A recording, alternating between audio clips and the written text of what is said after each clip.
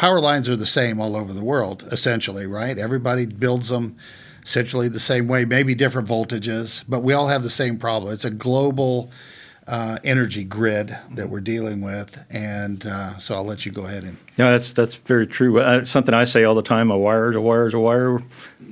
Structure, structure, structure. Wood is wood is wood. Steel is steel is steel. Wind is wind is wind. Ice is. It's no different in Europe than it is here. They may have more of it. They may have less of it. They may have different combinations depending on their geographical region. Of course, some people in the world don't have any ice at all. They're really lucky because it's a lot easier to design when you don't have ice. But you throw some ice on something and it becomes quite a difficult puzzle to solve.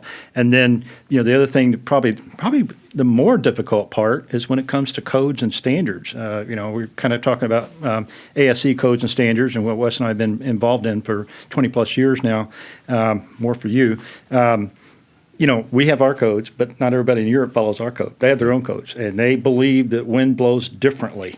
And I don't mean that negatively. I'm just saying, we have our code where when you get higher, there's a certain equation that increases the wind speed, just because it's a function. Whenever you go up on top of a tall building or whatever, it's windier. But there's also less gusting. It's less responsive. It's more straight winds up high. There's not anything to. And then, we here in the U.S., we pretty much use ice, and it's a fixed number, and we typically don't apply it to the structures. It's very insignificant when you look at it overall line design. You get in Europe, and first of all, they say, well, ice changes with height. Not just wind, but ice changes with height. And they have different equations for what they believe the wind changes. And I'm not saying we're right, they're wrong, they're right, we're wrong. They're just different. Different philosophies and different ways of approaching the situation.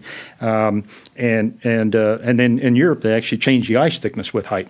And that gets really difficult. But we do that. And I'm just saying Europe, since you asked that one, but every country just about is different. Even in Europe, there are different countries. They have a standard, but then they also have what they call an NNA, or a national normative, where Belgium would say, well, we use the standard, but we change these 10 things.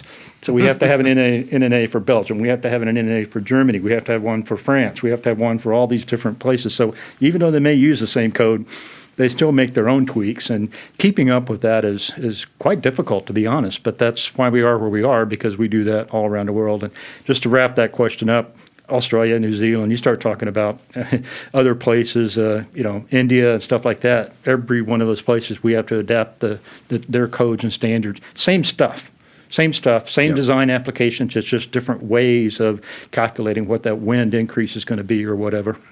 And I think, just to add to what Otto's saying, I think that's one of the values that we're starting to see in the ASCE codes and standards, because we have people that are involved in international work that now know this is what they're doing in Australia, this is what they're doing in Belgium.